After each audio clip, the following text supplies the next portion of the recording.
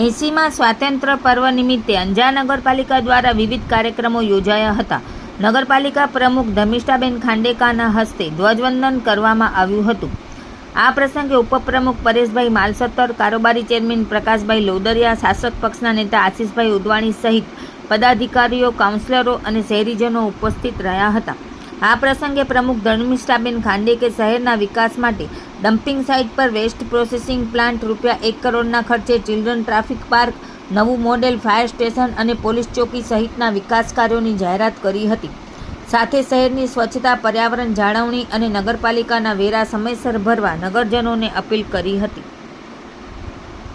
આજે આપણે સ્વતંત્રતાનો શ્વાસ લઈ રહ્યા છીએ એ શુભ દિવસ માટે જે મહાવીરોએ, જે દેશના શહીદોએ પોતાનું બલિદાન આપ્યું છે, યોગદાન આપ્યું છે, પ્રાણોની આહુતિ આપી છે, એ સૌને હું હૃદયપૂર્વક, ગૌરવપૂર્વક વંદન કરું છું અને આપ સૌને અહીં આજે શાબ્દિક રીતે આવકારું છું.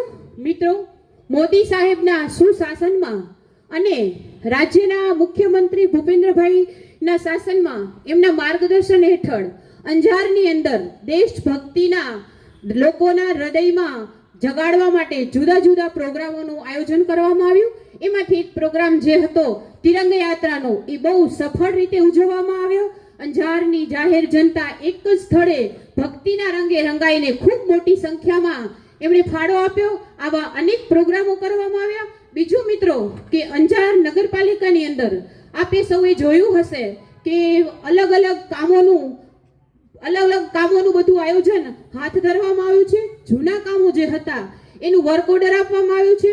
બીજું કે અત્યારની જે 1 કરોડની ગ્રાન્ટ છે એમાં ટ્રાફિક ચિલ્ડ્રન પાર્ક બનાવવામાં આવશે, પોલીસ ચોકી બનાવવામાં આવશે, 5500 ચોરસ કિલોમીટરની અંદર એક બાળકો માટેની બીજી વ્યવસ્થા કરવામાં આવશે.